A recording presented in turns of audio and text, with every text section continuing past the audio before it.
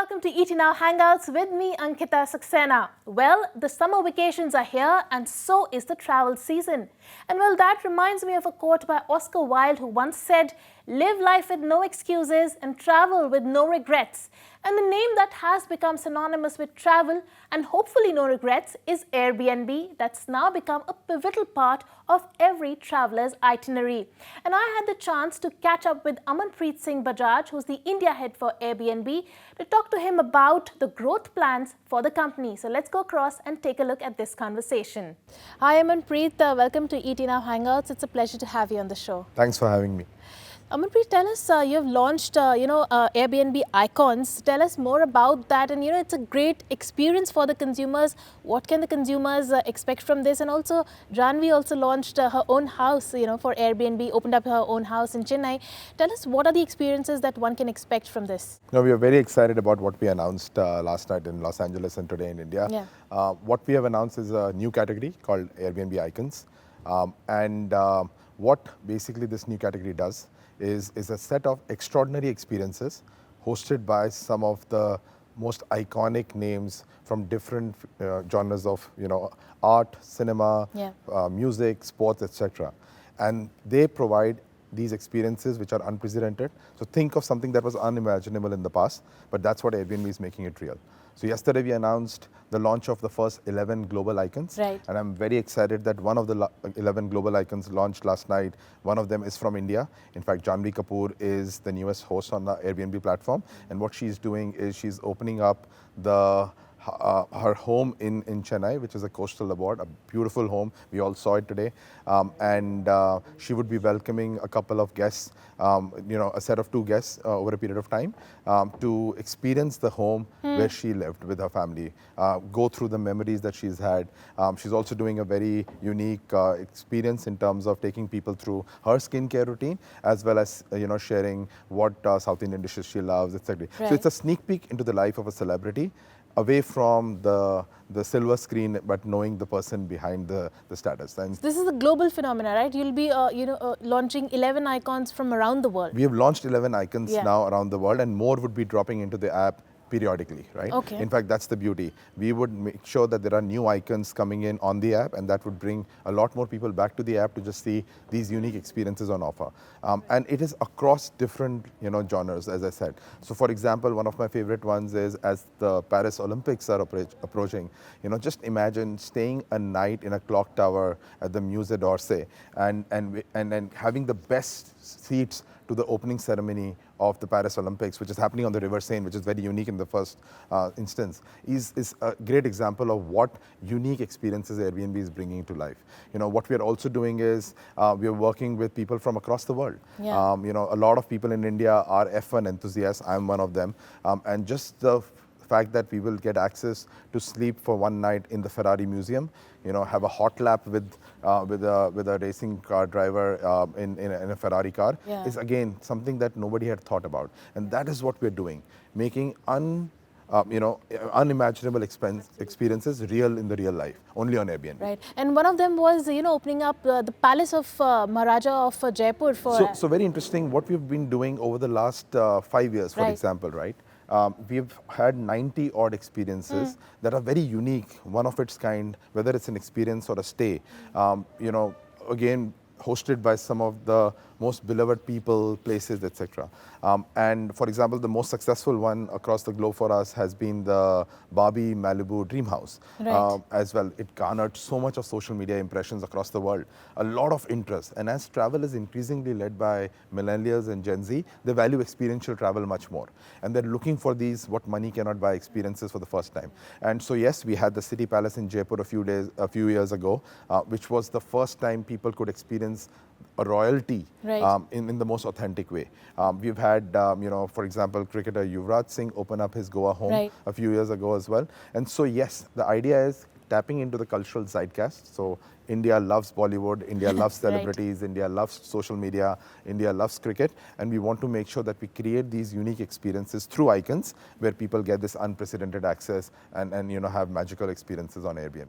So what is going to be the price point for icons? Because this cannot be the regular, they're not the regular hosts, these are icons we are talking about. So what's going to be the price point for this? So, what we have done is we want to create these unprecedented access for the first time, and we want to make it very, very easy for people to experience these homes. So many of these listings or icons that you will see would be priced at $0 or 0 rupees. In fact, the Janvi Kapoor experience is open for a set of 2 people at 0 rupees, in fact. And I think that's a great opportunity for people to come and experience a unique way of life. What we also would see that different experiences or different icons will have different pricing strategy, but the idea is there is an Airbnb for everyone at every price point, and we'll make sure that this is accessible by a larger audience. Right. Also, let's talk about the Indian market then. One of your fastest growing markets globally is Germany, there's Tokyo, Milan. Tell us what is your growth rate in India, and what's the headroom for growth in the Indian market? So India is one of the most fastest growing emerging markets for Airbnb globally. In fact, it is a key market from an international expansion perspective for us, and we are seeing very good growth signs. In fact, if I were to look at the nights booked on the Airbnb platform by Indian users, they grew almost 30% year over year as compared to 2022 versus 2023. We are a public company, so I cannot get into this year's numbers, given that the results are not out yet. But what I see is that all segments of our business, whether it's the domestic business, so Indians traveling and experiencing Airbnb domestically, whether it's foreigners coming into India and experiencing the rich cultural heritage that India has to offer, or Indians traveling abroad, all these segments are growing in a very strong way for us. And I think at the heart of it is the fact that we are a very young country.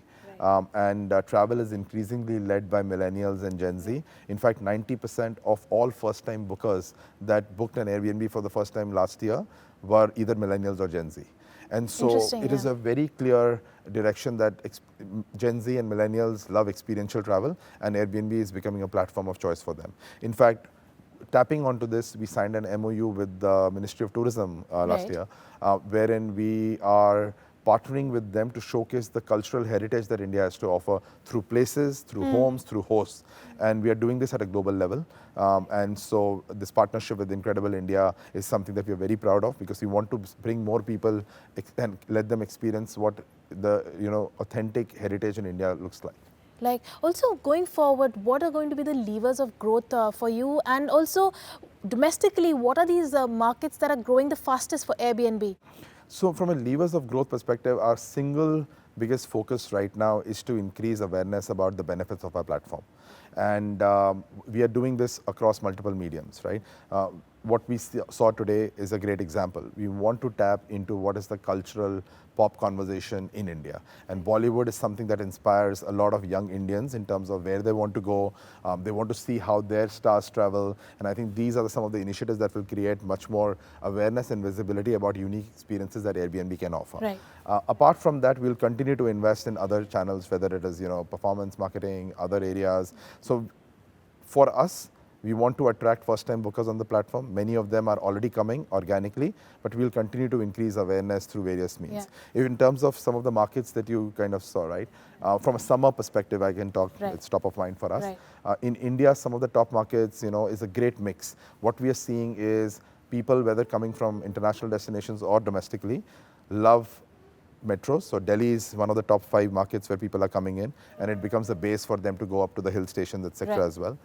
What we are also seeing is the rise of spiritual tourism. Clearly, with a lot of focus, a lot of domestic tourism is driven by spiritual tourism in India. So we saw Varanasi is one of the top destinations in terms of the summer destinations. And apart from that, traditional tourism hotspots, markets like Goa, they are always on the list. It's the best weekend getaway. It's a 365-day-a-year market, and people are enjoying Goa and hospitality on an ongoing basis. Right. I'll take a cue from what you just said about religious tourism in India. There was a report by Oxford Economics that said that Airbnb is contributing some 72 billion rupees to Indian GDP, and also some 85,000 odd jobs in the year 2022. And also there's some multiplier effect that we are seeing with Airbnb on the local communities, whether it is the restaurants, the kirana stores and so on, transportation and all of that. Tell us, going forward, what is the kind of growth that you see, Airbnb contributing to, especially now with the rise of religious tourism in India? I think there are a number of factors that are Yeah. coming into play. Religious tourism and the interest in that is definitely one of the Absolutely. key driving factors. But I think what's happened over the last few years, especially as we are coming out of the pandemic, is that consumer preferences have now changed. So there is a lot more flexibility on offer with people. So what's happening on one end is there are remote working setups, hybrid working setups. People can work from any destination. And that gives them an opportunity to blur the lines between living, traveling, and kind of working, right? So a lot of people go up to the hills in the summers and work from there because they can do this. What we are also seeing is a large-scale adoption of technology. When that happens, it provides people more tools so that they can manage their businesses remotely. And so what we're seeing is people taking a lot more weekend trips now. So whether it is flexibility, so people to travel more, or the fact that newer people are getting more aware in terms of experiential travel that is on offer on platforms like us, it's good news for the industry because there are new people that are traveling and existing people are traveling more. And so I do believe that, it's a really pivotal time from a tourism perspective in India. We're definitely seeing massive strides in domestic tourism. Right. Youth is at the heart of it. They want to experience newer cities, whether it's within the country or abroad. And as disposable income increases, as discretionary income increases, we'll see more people prioritize travel than, say, buying products or etc. So if I had to ask you, what is the average ticket size of, say, a room that is booked? Are you seeing the bigger properties pick up faster? Because India is seeing a K-shaped recovery right now. Is that the case right now? So what's the beauty of the platform is that there is an Airbnb at every price point. Right. So if somebody is looking for a budget stay, they can book a budget stay in any city of their choice. If they and I talked about this in a presentation earlier, that group travel is on the rise in India. So in fact, 86% of the trips that have happened on the platform are for more than 2 people. So typically people are traveling with families, with kids, with friends, and that's where the beauty of a platform like Airbnb comes into play because we have homes. Homes have more space. There is kitchen access. So people tend to spend more time when they travel, right? And that kind of also creates a multiplier effect because when you stay in a neighborhood, you're more likely to go and eat at a local restaurant, more likely to go buy groceries from a local store. And so communities that were not getting the benefit of tourism earlier are now able to participate in this new economy. And so it's the tourism dollars are now dispersing across communities. So it's a great news for everyone, right? So I do believe that overall we'll see significant growth across all segments. People are very curious to travel and they are coming on Airbnb to find the best stays. Right. So you answered the question, but I will ask you to sum up what are the current travel trends right now and how are you reorienting yourself to cater to, the current travel trends right now? I think the current travel trend is, the underlying factor is more flexibility and more curiosity for people to experience newer cities, newer experiences in the most authentic and in the most immersive manner. And so people are looking not just for places to stay, but things to do. And this is where, what we announced today comes into play in a big way. What I would also say is that we are definitely seeing all segments of the business grow. So Indians are not only curious to travel within the country, but also explore outside destinations as well. And I think overall it's great news for everyone in the industry. Right. Also, Amanpreet, you mentioned a very important point, and that is that Gen Z and millennials are going to drive, are at the heart of driving growth for Airbnb. But there's also a huge business opportunity, for younger people. In fact, they're making money abroad. Tell us, what is the business opportunity for these young millennials and Gen Zs through Airbnb? I think the business opportunities are there across all age groups. In fact, what we see, and it's also an endeavor for us to increase awareness about both the sides of the platform. So on one hand, we have guests who are looking for these authentic experiences. Right. On the other hand, we have hosts who can open up their homes, use their primary homes or secondary homes to earn primary or secondary income.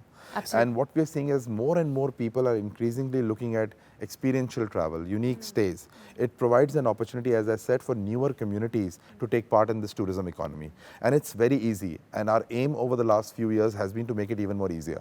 So every year, for example, in the last 5 years, we've had almost 430 plus upgrades to our service. All upgrades on the service of the platform are basically aimed at making hosting easier or making discovery of new places and booking of new places easier. Even in this summer release, we've come up with host tools that basically provide much more flexibility with people in terms of when they want to list, how they want to list, AI-based tools for them to list the photographs so that the listings look beautiful and it's easier for people to book them. So as a platform, we'll continue to focus on creating these tools that make it easier to host. And as people are looking for newer destinations, newer places, more people will come on Airbnb, and it's a great opportunity for hosts to earn primary or secondary income from our platform. Right. Also, Amanpreet, tell us, all the viewers who are planning the summer vacations now, what are the best Airbnb properties abroad and in India as well? I think the real beauty of our platform is the fact that there are multiple unique opportunities as well as experiences and properties on offer. What our app does in a very unique way is to provide options to search by categories. So if you are looking for islands, for example, just book an island for yourself. If you are looking to stay in a rural setting, mud houses, ecological houses, if sustainability is something that you really want to kind of practice, there are opportunities there as well. What we also have, so there are multiple categories on the platform, and based on your interest, based on your passion point, you can choose an Airbnb. So honestly, for me, it's very difficult to pick one or two or three. But you have to name a few exotic properties for us. One of the key properties that are top of my list is a bamboo house in Bali. So very unique. It's one of the most shared listing on Instagram, for example, or on social media. It's picturesque. The Indonesian hospitality is amazing, and so that is definitely top of my list for this. And what about India? Many properties across India, right? So there are tree houses in Himachal, there are cottages as the summer heat kind of comes up. A lot of people are going to go to the hill stations and do this in a more sustainable manner. So looking forward to that. All right, Amanpreet, thank you so much for joining us. Thank you so much for your time. Thank you so much for having us. And well, with that, it's time for us to slip into a short break. You don't go anywhere. We'll be right back.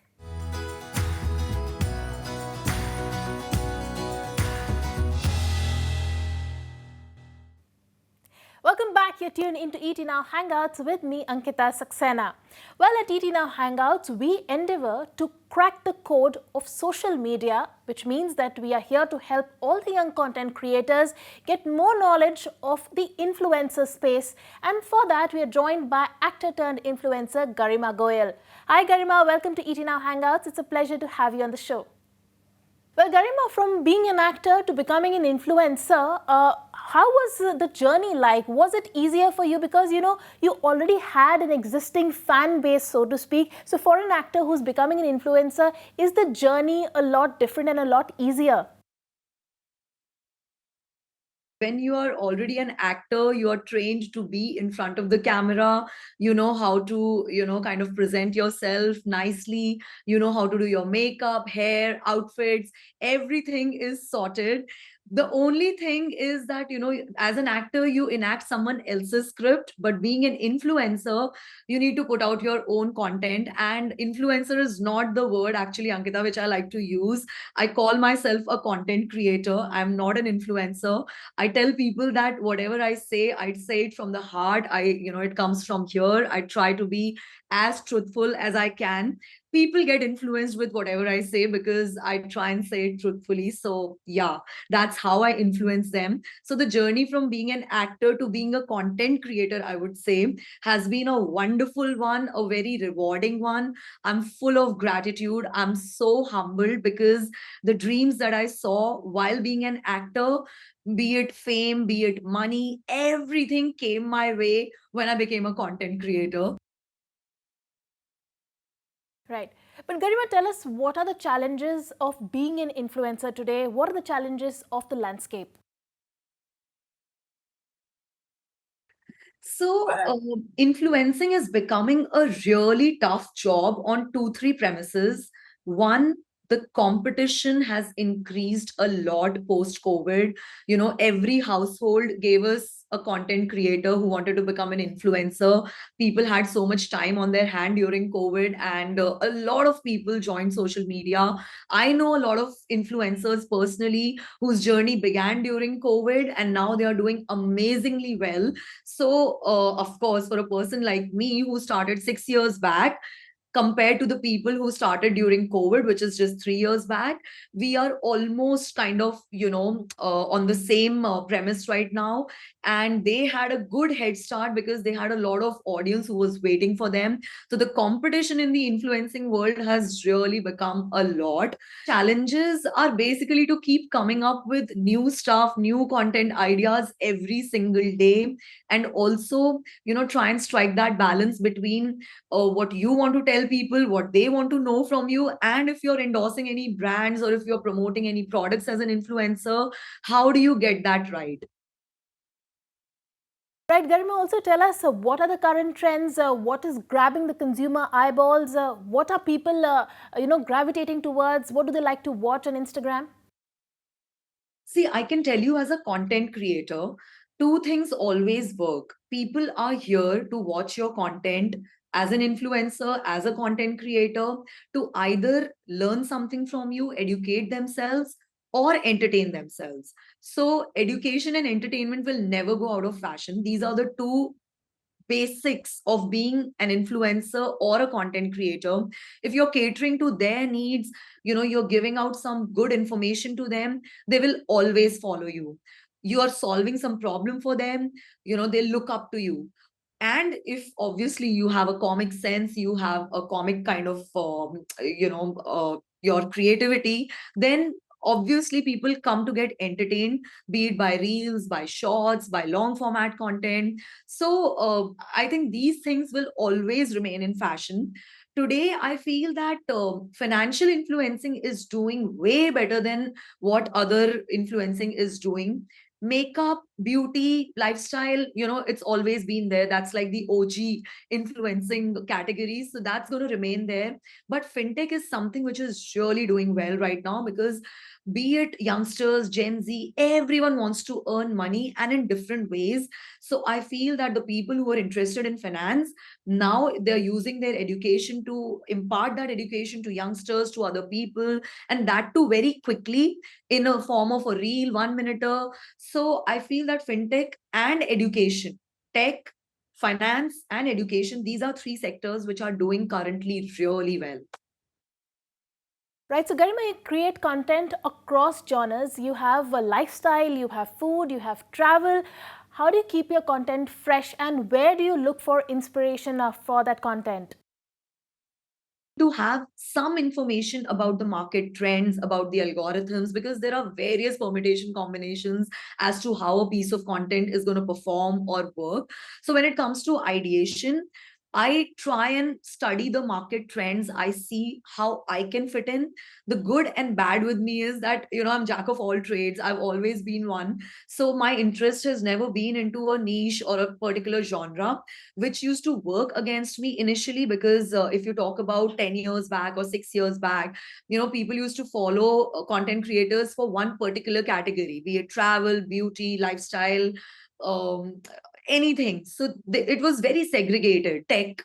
But today, if you see a person like me who would like to call herself a lifestyle magazine, that's how I describe my channel, Garima's Good Life. Because if you're doing one particular genre, it has its advantages where, people follow you for that particular thing, you become famous very fast, you grow faster.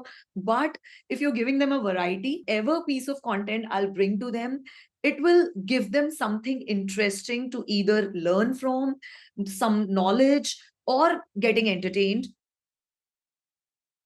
Right. Also, Garima, as a content creator, as an influencer, you also work very closely with the brands.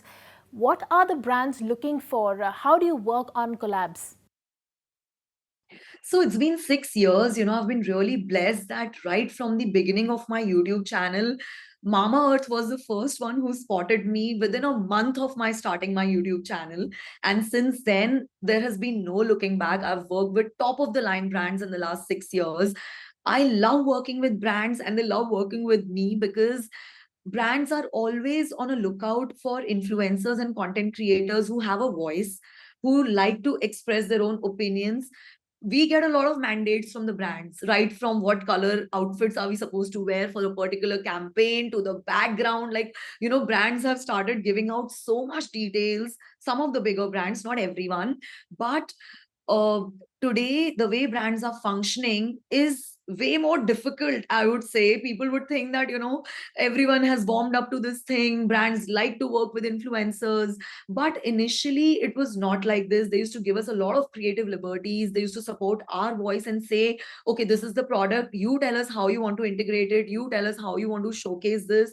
But today, there are mandates that have to be followed because a lot of money is at stake. Big money is at stake. And this influencer marketing is becoming such a big business for brands.